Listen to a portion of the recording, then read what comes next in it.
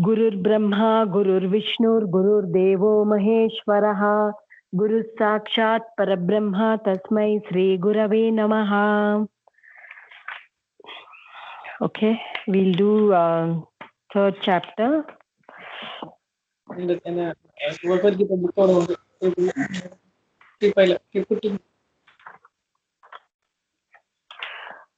Okay. Jyoti ma'am, will start with you. Okay ma'am. अथ तृतीयोऽध्यायः. अथ तृतीयोऽध्यायः. अथ तृतीयोऽध्यायः. अर्जुन उवाच. अर्जुन उवाच. अर्जुन उवाच. जायसी चेत् कर्मणस्ते. जायसी चेत् कर्मणस्ते. जायसी चेत् कर्मणस्ते. Cheta, if the were to be full, then cheta. The is Chet. half. So chet. Huh. चेत् कर्मण. Repeat ma. जायसी चेत् कर्मणस्ते. मता बुद्धिर्जनार्दन. मता बुद्धिर्जनार्दन. मता बुद्धिर्जनार्दन. जायसी चेत् कर्मणस्ते. मता बुद्धिर्जनार्दन. जायसी चेत् कर्मणस्ते. मता बुद्धिर्जनार्दन. जायसी चेत् कर्मणस्ते. मता बुद्धिर्जनार्दन. तत्किं कर्मणि घोरे माम्. तत्किं कर्मणि घोरे माम्. तत्किं कर्मणि घोरे माम्. नियोजयसि केशव. नियोजयसि केशव. नियोजयसि केशव. तत्किं कर्मणि घोरे माम् नियोजयसि केशव. तत्किं कर्मणि घोरे माम् नियोजयसि केशव. तत्किं कर्मणि घोरे माम् नियोजयसि केशव. पद्म Excuse me, व्यामिश्रे. ma'am. Yeah. Ma'am, may I know the shloka number, ma'am? Chapter number 3, shloka number 2. Chapter 3. Okay, ma'am.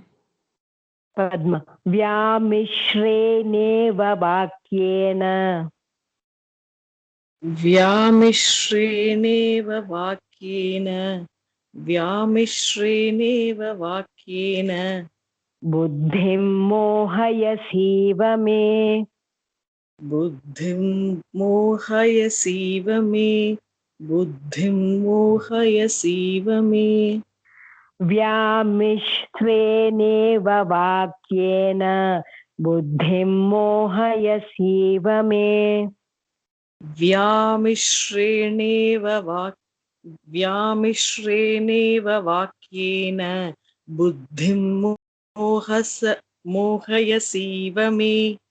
व्यामिश्रेणेव वाक्येन बुद्धिं मोहयसीव मे. तदेकं वद निश्चित्य. तदेकं वद निश्चित्य. तदेकं वद निश्चित्य. तदेकं वद निश्चित्य. येन श्रेयोऽहमाप्नुयाम्. येन श्रेयोऽहमाप्नुयाम्. येन श्रेयोऽहमाप्नुयाम्. तदेकं वद निश्चित्य. येन श्रेयोऽहमाप्नुयाम्. तदेकं वद निश्चित्य. येन श्रेयोऽहमाप्नुयाम्. तदेकं वद निश्चित्य. येन श्रेयोऽहमाप्नुयाम्. repeat the first part of Vyamishreneva. Repeat. Vyamishrenev vakyena. Instead of saying Vakyena continuously, say Vakyi. It will be good if you take a small pause. Vakyena. Vyamishreneva vakyena. Okay. Vyamishrenev vakyena. Correct. Buddhim mohayasiva me. Okay. Okay. Yeah, Srinivas. Sri Bhagavan Uvacha. And which sloka, ma'am? Chapter 3, Shloka 3. Shloka number 3. Okay. Yeah. Sri Bhagavan Uvacha.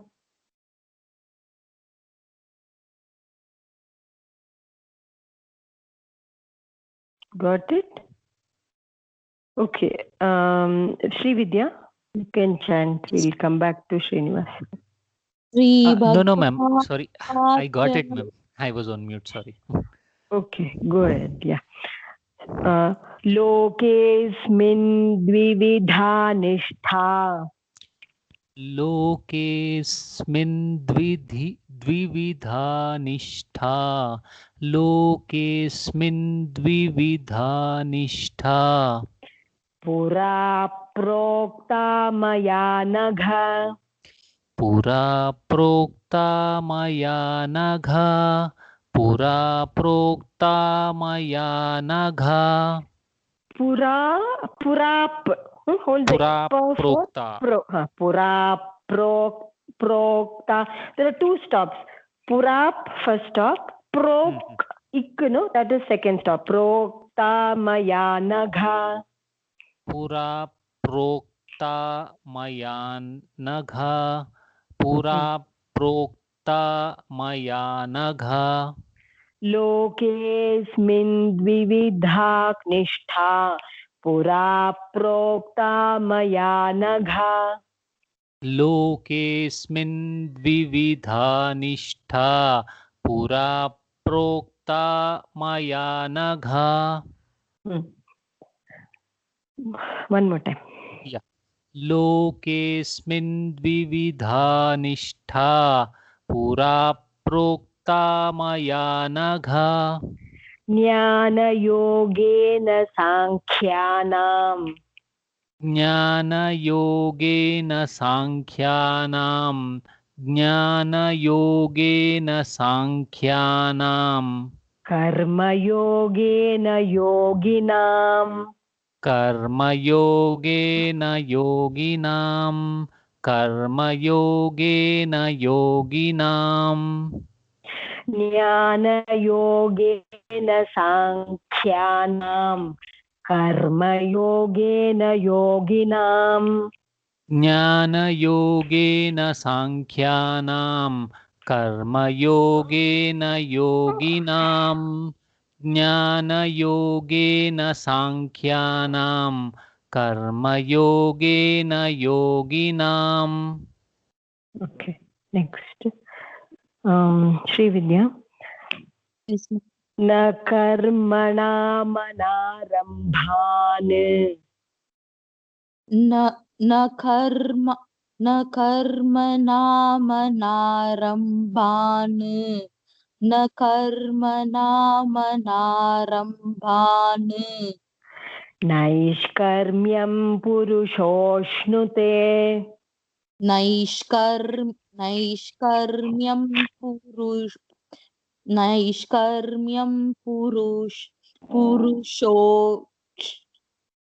Nute. Correct only. Purusho shosh. Sho plus ish, no? Shoshnute. पुरुषोष्णुते. Correct. Naishkarmyam purushošnute. We'll say the whole line. Na karmana manarambhan. Rambhan if you are breaking. Otherwise, just flow. Na karmana manarambhan. Naishkarmyam purushošnute. न न कर्मणामनरम्भान्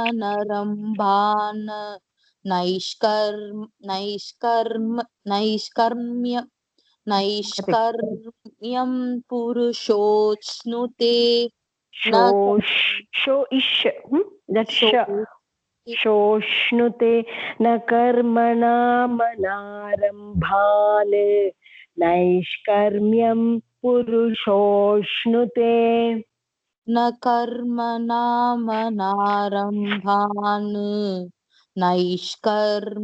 नैष्कर्म्यं पुरुषोऽश्नुते न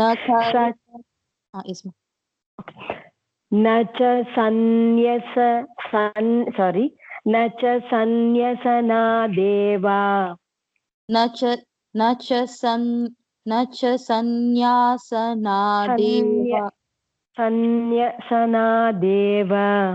न च संन्यासनादेव संन्यसनादेव न च संन्यसनादेव correct again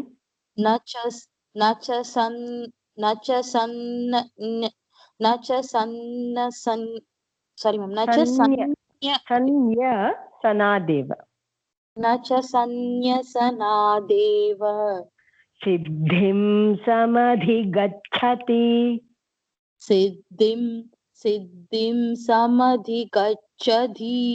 सिद्धिं समधिगच्छति गच्छति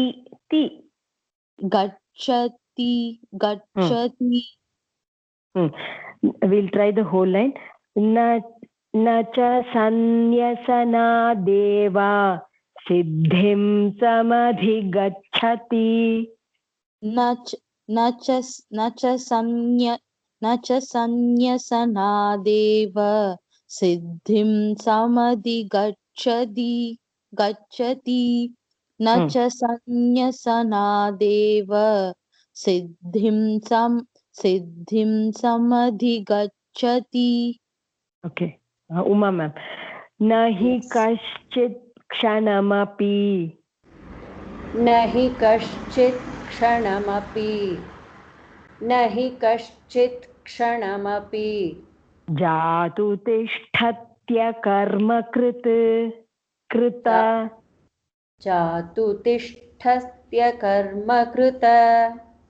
जातु तिष्ठत्य कर्मकृत न हि कश्चित् क्षणमपि जातु तिष्ठत्य कर्मकृत न हि कश्चित् क्षणमपि जातु तिष्ठत्य कर्मकृत न हि कश्चित् क्षणमपि जातु तिष्ठत्य कर्मकृत कार्यते ते प्लस ह ते ओके कार्यते ह्यवशः कर्म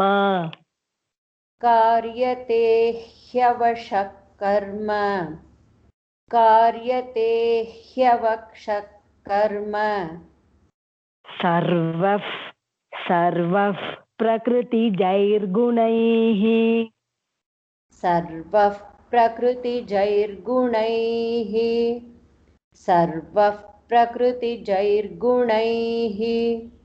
कार्यते ह्यवशः कर्म सर्वः प्रकृतिजैर्गुणैः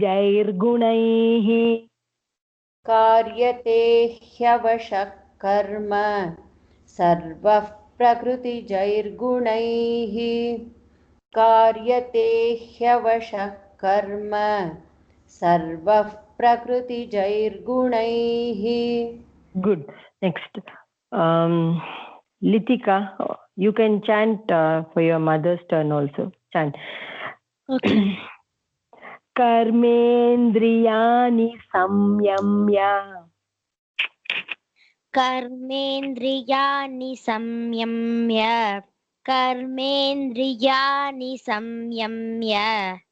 य आस्ते मनसा स्मरन्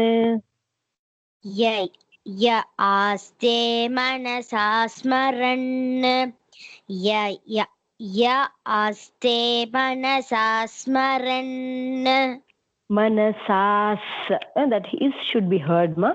Ya aste manasas smaran. Aste manasa smaran. Good. Ya Karme. aste. Yeah, sorry. We'll say the whole line. Yeah. Karmendriyani sorry. Karmendriyani samyamya ya aste manasa smaran. Karmendriyani samyamya yaste manasa smaran. Karmendriyani samyamya yaste manasa smaran. Indriyarthan vimudhatma. Indriyarthan vimudhatma. Indriyarthan vimudhatma. Mithyacharasa uchyate. Mityacharasa uchyate. Mityacharacha uchyate. Charas. Charaha followed by sa will become is. So mityacharas sa uchyate. Mityacharascha uchyate. Sa uchyate. Sa. You have to say sa twice actually. Mityacharas sa uchyate. Mityacharas sa uchyate. Mityacharas sa uchyate. Okay, next. Deeper. Karmendriya. Oh, this is over, no? Sorry. Yastvindriyani manasa. Yastvindriyani manasa. Yastvindriyani manasa. Niyamyarabhaterjuna. Niyamyarabhaterjuna. Niyamyarabhaterjuna. Niyamyarabhaterjuna. Again. Niyamyarabhaterjuna. Niyamyara. Ra is full there. Niyamyarabhaterjuna. Yeah. Yasvindriyani manasa. Niyamyarabhaterjuna. Yastvindriyani manasa. Niyamyarabhaterjuna. Yastvindriyani manasa. Niyamyarabhaterjuna. Karmendriyaih karmayogam. Karmendriyaih karmayogam. Karmendriyaih karmayogam. Asaktasya vishishyate. Asaktasya vishishyate. Asaktasya vishishyate. Karmendriyaih karmayogam. Asaktasya vishishyate. Karmendriyaih karmayogam. Asaktasya vishishyate. Again. Karmendriyaih karmayogam. Asaktasya vishishyate. Okay, Litika. Niyatam kuru karmatvam. Niyatam kuru karmatvam. Niyatam kuru karmatvam. Karmajyayo hyakarmanaha. Karmajyayo hyakarmanaha. Karmajyayo hyakarmanaha. Sharirayatra pichate. Sorry. Sharirayatra पीचते शरीरयात्रा पीचते शरीरयात्रा पीचते शरीरयात्रा पीचते नप नप hold the ip for pra okay nap not na na प्रसिद्ध्येद कर्मणः न प्रसिद्ध्येद sorry न प्रसिद्ध्येद कर्मणः न प्रसिद्ध्येद कर्मणः okay next Jyoti ma'am यज्ञार्थात् कर्मणोऽन्यत्र यज्ञार्थार्थकर्मणोऽन्यत्र the third half यज्ञार्थात् that's it thata not thata that ha यज्ञार्थार्थकर्मणोऽन्यत्र यज्ञार्थात् कर्मणोऽन्यत्र लोकोऽयं कर्म बन्धनः लोकोऽयं कर्म बन्धनः लोकोऽयं कर्म बन्धनः तदर्थं कर्म कौन्तेय तदर्थं कर्म कौन्तेय तदर्थं कर्म Kaunteya मुक्तसङ्गः समाचर मुक्तसङ्गः समाचर मुक्तसङ्गः समाचर Did we say the whole line ma'am no right no we didn't okay we'll say यज्ञार्थात्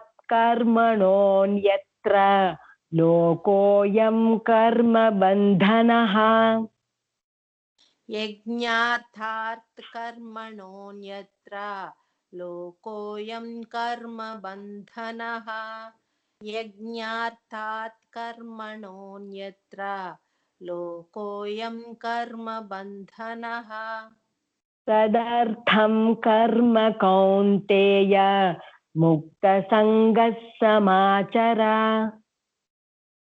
तदर्थं कर्म कौन्तेय मुक्तसङ्गः समाचर तदर्थं कर्म कौन्तेय मुक्तसङ्गः समाचर okay पद्मा सह यज्ञाः प्रजा सृष्ट्वा सह यज्ञाः प्रजा सृष्ट्वा सह यज्ञाः प्रजा सृष्ट्वा पुरोवा hold the ip for pra okay वाचप पुरोवाच प्रजापतिः पुरोवाच प्रजापतिः पुरोवाच प्रजापतिः अनेन प्रसविष्यध्वम् अनेन प्रसविष्यध्वम् अनेन प्रसविष्यध्वम् one second येषवोस्त्विष्टकामधुक् येषवो सिद्वष्ट मैम येषवोस वो स first stop स वोस त्विष्ट कामधुक् येषवोस्तिष्ठ कामधुक् त्विष्ट twi the and v the is half so that matra will go for v twista कामधुक् ओके मैम एषवोस्त्विष्ट कामधुक् एषवोस्त्विष्ट कामधुक् सह यज्ञाः प्रजा सृष्ट्वा पुरोवाच प्रजापतिः सह यज्ञाः प्रजा सृष्ट्वा पुरोवाच प्रजापतिः सह यज्ञाः प्रजा सृष्ट्वा पुरोवाच प्रजापतिः अनेन प्रसविष्यध्वं येषवोऽस्त्विष्टकामधुक् अनेन प्रसविष्यध्वं येषवोऽस्त्विष्टकामधुक् अनेन प्रसविष्यध्वं येषवोऽस्त्विष्टकामधुक्. Okay, good. Next, Srinivas. देवान् भावयतानेन देवान् भावयतानेन देवान् भावयतानेन ते देवा भावयन्तु वः ते देवा भावयन्तु वः ते देवा भावयन्तु वः देवान् भावयतानेन ते देवा भावयन्तु वः देवान् भावयतात् देवान् भावयतानेन ते देवा भावयन्तु वः देवान् भावयतानेन ते देवा भावयन्तु वः परस्परं भावयन्तः परस्परं भावयन्तनः परस्परं भावयन्तनः यन्तः भावयन्तः श्रेयः परमवाप्स् वाप्स् okay pa and sa are small so vaps श्रेयः परमवाप्स्यथा श्रेयः परमवाप्स्यथा श्रेयः परमवाप्स्यथा परस्परं भावयन्तः श्रेयः परमवाप्स्यथा परस्परं भावयन्तः श्रेयः परमवाप्स्यथा परस्परं भावयन्तः श्रेयः परमवाप्स्यथा. Okay, next Srividya. Ishtan bhogan hi wo devo. Devo is there, we'll say devaha. Ishtan bhogan hi wo devaha. इष्टान् भोगान् हि वो देवाः इष्टान् भोगान् हि वो देवाः दास्यन्ते यज्ञभाविताः दास्यन्ते यज्ञभाविताः दास्यन्ते यज्ञभाविताः भाविताः तैर्दत्तानप्रदायैभ्यः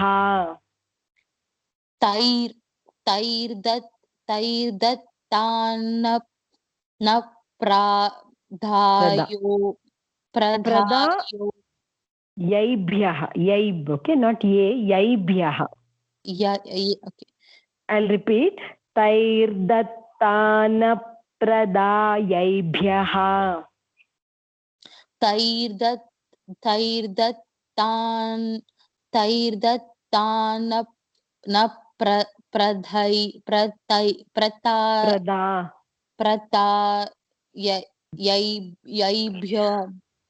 Yeah. Yaibhyo will become yaibhyaha since we are splitting. Okay. Tair dattanap prada yaibhyaha. Okay. Tair dattanap pradhayobhya Okay. Yo bhungte stena yeva saha. यो भुङ्क्ते स्तन एव सः यो भुङ्क्ते स्तन एव सः यो भुङ्क्ते स्तेन स्तेन ओके यो भुङ्क्ते स्तेन एव सः ओके तैर्दत्तान प्रदा okay not I think you're saying something different तैर्दत्तान प्रदायैभ्यः और यैभ्यो यो भुङ्क्ते तेन एव सः तैर्दत्तान यैभ्यः यैभ्यः यो भुक्ते स्तना यो भुक्तन स्तेन इव सः एव स ये is always long एव सः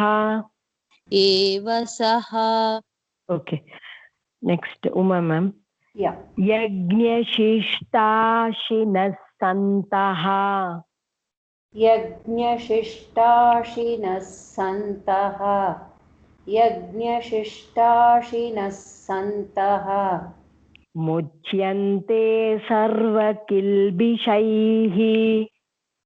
मुच्यन्ते सर्वकिल्बिषैः मुच्यन्ते सर्वकिल्बिषैः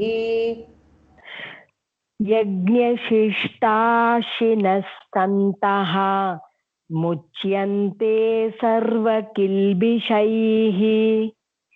यज्ञशिष्टाशिनः सन्तः मुच्यन्ते सर्वकिल्बिषैः यज्ञशिष्टाशिनः सन्तः मुच्यन्ते सर्वकिल्बिषैः किल्बिषैः किल्बिषैः because shy is long so he also will be slightly longer kilbishaihi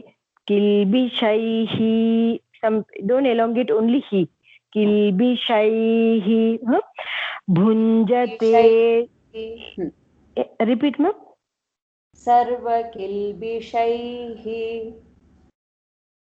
better bhunjate te tvagam papaah भुञ्जते ते त्वगं पापाः भुञ्जते ते त्वगं पापाः ये पचन्त्यात्मकारणात्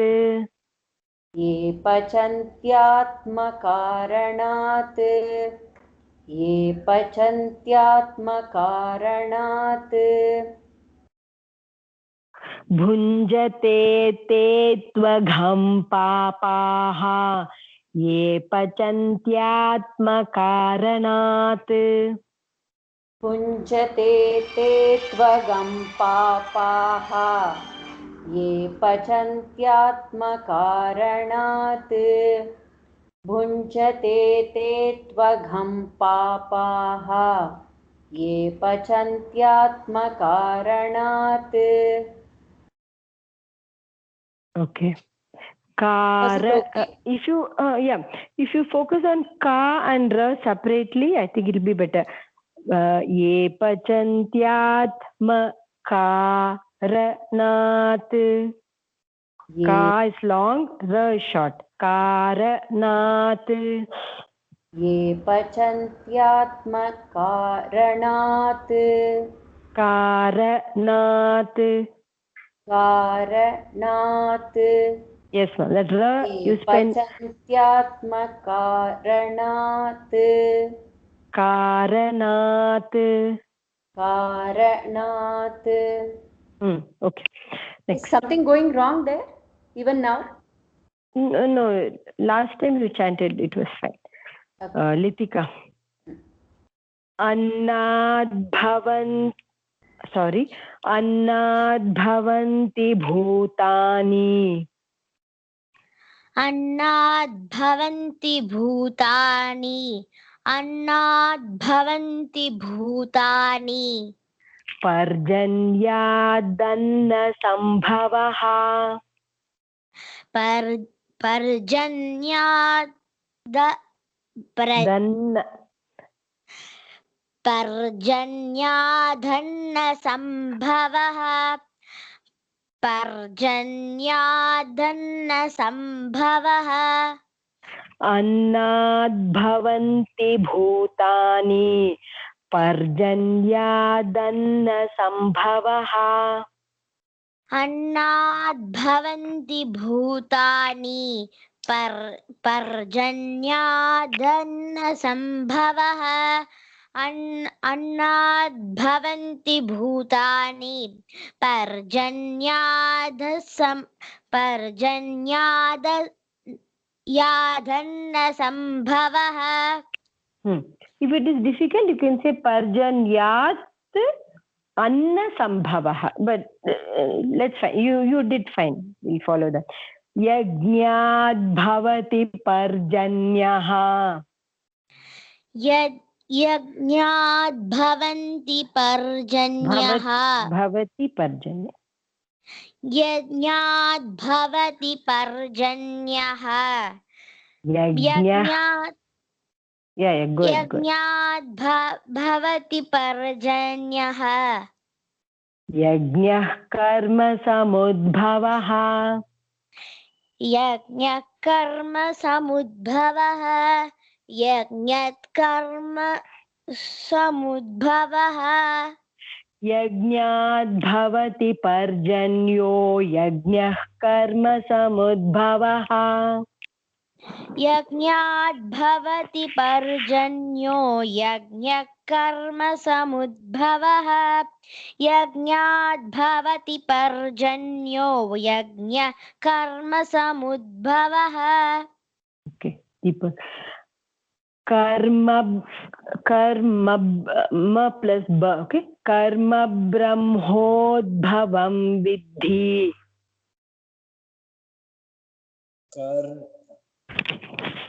कर्म ब्रह्मोद्भवं विद्धि कर्म ब्रह्मोद्भवं विद्धि Hold the and bha together.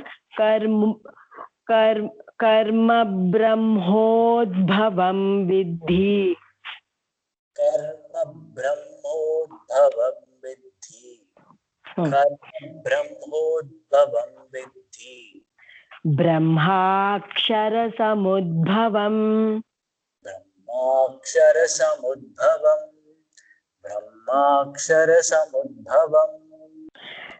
Karma brahmodbhavam vidhi.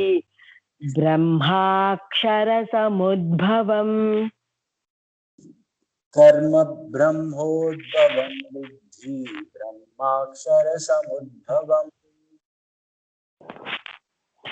Tasmat sarvagatam brahma. तस्मात् सर्वगतं ब्रह्म Nityam yagne. Hold the ip for pra. Yagne pratishtitam.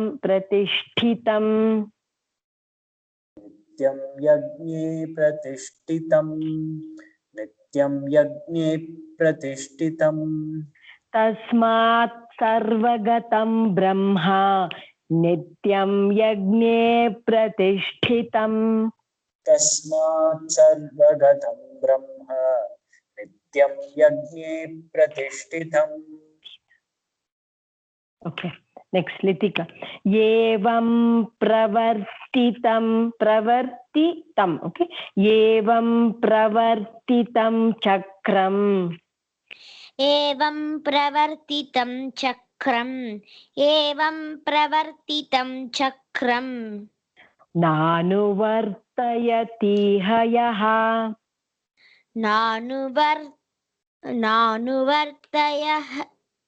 Vartayatiha. Nanuvartayatiha yaha. I'll repeat. Nanuvartayati. T is long. Tiha yaha. Nanuvartayatiha yaha. Nanuvartayatiha नानुवर्तयति यः मम तीह यः Ma'am, can I repeat that word? Nanuvartayati yah. Correct. Evam pravartitam chakram nanuvartayati hayah. Evam pravartitam chakram nanuvartayati hayah. Evam pravartitam chakram nanuvartayati hayah. Aghayurindriya Ramaha mogham partha sajivati. Sorry, I said the whole thing. Okay, try. It's okay, ma'am. Aghayurindriyo Ramaha mogham partha sajivati. Aghayurindriya Ramaha. Aghayurindriya Ramaha mogham partha sajivati. Okay, next, Jyoti ma'am. Yastvatmaratirev syat. यस्त्वात्मरतिरेव स्यात् यस्त्वात्मरतिरेव स्यात्. Okay, you can split this as yastva atmarati reva syat. Okay, but let's say together. Atmatriptascha manavaha. आत्मतृप्तश्च मानवः आत्मतृप्तश्च मानवः. Yastvatmaratirev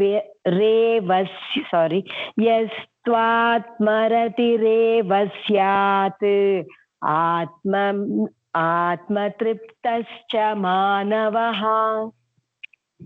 यस्त्वात्मरतिरेव स्यात् आत्मतृप्तश्च मानवः. यस्त्वात्मरतिरेव स्यात् आत्मतृप्तश्च मानवः. आत्मन्येव च सन्तुष्टः. आत्मन्येव च सन्तुष्टः आत्मन्येव च सन्तुष्टः. तस्य कार्यं न विद्यते. तस्य कार्यं न विद्यते. तस्य कार्यं न विद्यते. आत्मन्येव च सन्तुष्टः तस्य कार्यं न विद्यते. आत्मन्येव च सन्तुष्टः तस्य कार्यं न विद्यते. आत्मन्येव च सन्तुष्टः तस्य कार्यं न विद्यते. Okay. Padma. नैव तस्य कृतेनार्थः. नैव तस्य कृतेनार्थः नैव तस्य कृतेनार्थः नाकृतेनेह कश्चन.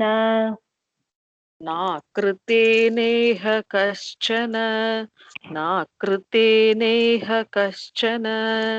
नैव तस्य कृतेनार्थः नाकृतेनेह कश्चन. नैव तस्य कृतेनार्थः नाकृतेनेह कश्चन. नैव तस्य कृतेनार्थः नाकृतेनेह कश्चन. न चास्य सर्वभूतेषु. न चास्य सर्वभूतेषु न चास्य सर्वभूतेषु So if you chasya, cha is, you said it correctly. I'm just trying to explain. Cha is long, plus we are holding sa, so it should be longer. Now, so if you don't say it longer, the beauty of this word is lost while chanting. If you say na chasya, it sounds very ordinary. But if you say na chasya sarva bhutesh, it sounds like better, right, to the ears. Just a tip. Kaschiddarthavyapashrayah. Kaschiddarthavya. Kaschit, if we are breaking, then we can say arthavya. But we'll say together. I keep repeating this. The is nothing but ta plus a. So if you want to break at the, you can say kaschit. Then say arthavya, but we'll say together. Kaschiddarthavyapashrayah. Kaschiddarthavyapashrayah. Kaschiddarthavyapashrayah. Na chasya sarvabhuteshu kaschiddarthavyapashrayah. न चास्य सर्वभूतेषु कश्चिदर्थव्यपाश्रयः न चास्य सर्वभूतेषु कश्चिदर्थव्यपाश्रयः. Okay. Next, Srinivas. Tasmadasaktas satatam. Tasmadasaktas satatam. Tasmadasaktasatatam. Tasmadasaktasatatam. Dasaktaha followed by sa. So it will become Dasaktas. Correct. Repeat. Yeah. Tasmadasaktasatatam. Tasmadasaktasatatam. Yeah, but you have to spend more time on that. Tasmadasaktas satatam. Dasaktas satatam, right? Correct. Okay. Tasmadasaktas satatam. Tasmadasaktas satatam. Karyam karma samachara. Karyam karma samachara. Karyam karma samachara. Asakto, to plus ha, hya, and ya together. So you have to hold the first sound, which is ha. Asakto hyacharan karma. Asakto hyacharan karma. Asakto hyacharan karma. Hyacharan, long. Hyacharan. Okay. Asakto hyacharan karma. Asakto hyacharan karma. Paramapnoti purushaha. Paramapnoti purushaha. Paramapnoti purushaha. Asakto hyacharan karma. Paramapnoti purushaha. Asakto hyacharan karma. Paramapnoti purushaha. Asakto hyacharan karma. Asakto hyacharan karma. Paramapnoti purushaha. Okay, Sri Vidya. Karma naiva hi samsiddhim. Karma naiva hi samsiddhim. Karma naiva hi samsiddhim. Asthita janakadayaha. Astita janakadayaha. Astita janakadayaha. Karmanaiva hi samsiddhim. Asthita janakadayaha. Karmanaiva hi samsiddhim. Astita janakadayaha. Karmanaiva hi samsiddhim. आस्तिता जनकादयः लोकसङ्ग्रहमेवापि लोकसङ्ग्रहमेवापि लोकसङ्ग्रहमेवापि सम्पश्यन् कर्तुमर्हसि सम्पश्यन् कर्तुमर्हसि सम्पश्यन् कर्तुमर्हसि Okay. लोकसङ्ग्रहमेवापि सम्पश्यन् कर्तुमर्हसि लोकसङ्ग्रहमेवापि सम्पश्यन् कर्तुमर्हसि Good. मर्हसि लोकसङ्ग्रहमेवापि सम्पश्यन् कर्तुमर्हसि. Okay, good. Ma'am, quick doubt, ma'am. Quick doubt. Karmanaiva hi. How do you spell continuously without breaking samsiddhihi there? Samsiddhim. So what will happen is samsiddhi masthita. So how do you say that? I just want to listen. Continuously, right? Okay. Yeah. Karma naiva hi samsiddhi masthita janakadayaha. So we have to break it. Samsiddhi masthita janaka. Correct. Because we chanted like ma is nothing but ma plus a, right? Like you'll get one consonant which is ma and vowel. So together it will give you ma. So if you don't want to break, then you have to include that ma sthita. It will become. Okay, got it. Samsiddhi ma sthita janaka. Oh, I lost my tune. Karma naiva hi samsiddhi ma sthita janakadayaha. That's it. Okay, ma'am. So if we understand these rules, then the text actually, it will not matter much. Some people say, this book, this publication is not good, lot of mistakes. That's because they don't follow. It probably in their book, it's printed as samsiddhim and asthita. And in some other book, if it is printed as samsiddhi masthita, they think it's a mistake.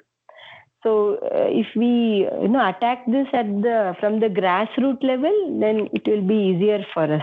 Everything will start appearing very simple. Who was chanting? Sorry, I forgot. Sri Vidya, you are done? Okay, now next turn. Uma ma'am. Yes, ma'am. Yeah. Yadyada charatish shresthaha. यद्यदाचरति श्रेष्ठः यद्यदाचरति श्रेष्ठः तत्तदेवेतरो जनः तत्तदेवेतरो जनः तत्तदेवेतरो जनः. So we sing tattade, no? It's actually tattade. But we are saying it together, it becomes tattade. Okay. Yadyadacharati shresthaha tattadevetaro janaha. यद्यदाचरति श्रेष्ठः तत्तदेवेतरो जनः यद्यदाचरति श्रेष्ठः तत्तदेवेतरो जनः. स यत् pramanam ink, you can say ink or pramanam, both are correct. Sa yat pramanam kurute. Sa yat pramanam kurute. स यत्प्रमाणं कुरुते लोकस्तदनुवर्तते. लोकस्तदनुवर्तते लोकस्तदनुवर्तते स यत्प्रमाणं कुरुते लोकस्तदनुवर्तते. स यत्प्रमाणं कुरुते लोकस्तदनुवर्तते स यत्प्रमाणं कुरुते लोकस्तदनुवर्तते. Okay, next. Litika. न मे पार्थास्ति okay? पार्थास्ति कर्तव्यम्. न मे पार्थास्ति कर्तव्यम् न मे पार्थास्ति कर्तव्यम् त्रिषु लोकेषु किञ्चन. त्रिषु लोकेषु किञ्चन त्रिषु लोकेषु किञ्चन. So the way you'll differentiate between small sh and big sh is only by emphasizing more. Trishu lokeshu kinchana. त्रिषु लोकेषु किञ्चन त्रिषु लोकेषु किञ्चन. नानवाप्तमवाप्तव्यम्.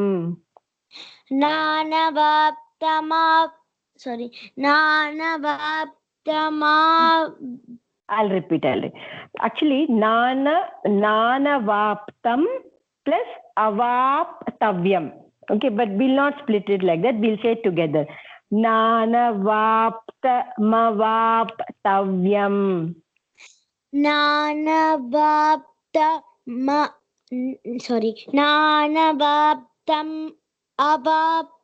okay, ma'am. I have to say it together, right? But that is also correct. Nanavaptam plus avaptavyam is correct. But together you will say nanavaptamavaptavyam.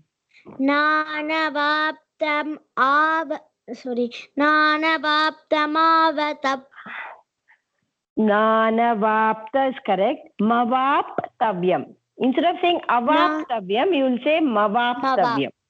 But together, without any pause. Nanavaptamavyatavyam. No, nanavaptamavaptavyam. You got avaptavyam. No, instead of a, replace it with ma. And don't say nanavaptam, say nanavapta.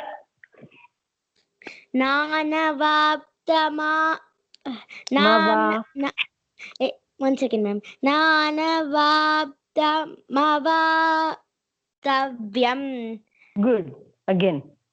Nanavaptamavatavyam. Only mistake is ma, you are making it long. It's ma, that's it. Short, no?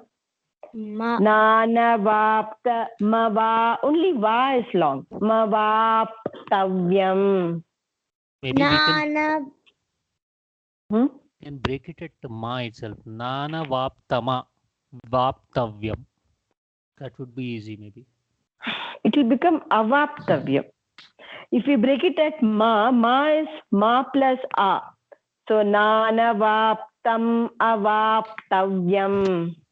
Say that way. No say problem. Like that, right? Nanavaptam avaptavyam. We should not say like this.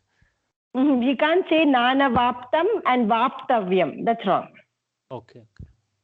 So it becomes avaptavyam only. Nanavaptamavyaptavyam. Okay, no problem. Okay, ma'am. You try, huh? Nanavaptamavaptavyam. One more time. Nanavaptamavaptavyam. Tavyam.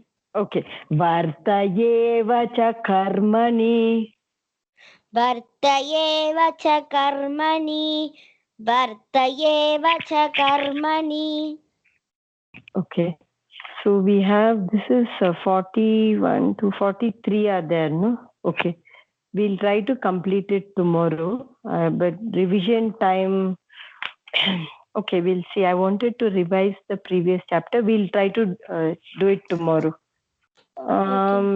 Maybe we will, each of you are chanting I'm breaking every line into 2 halves, and then again I'm saying it together. But I think you need that. If this is the time we have to invest on learning. So if I don't do that, then tomorrow it may appear blank to some of you. So, okay, we'll see. Tomorrow we'll try to revise the previous chapter. Any doubts? No, ma'am, it was really good. Thank you. Thank you, ma'am. If there are any doubts and based on what you find, let me know. Share it in the class. Kayena vacha manasendriyairva buddhyatmana va prakrite svabhavat karomi yadyat sakalam parasmai narayanaayeti samarpayami. Thank you. See you all tomorrow. Thank Bye. you, ma'am. Thank you, ma'am. Bye. Bye. Bye. Thank you.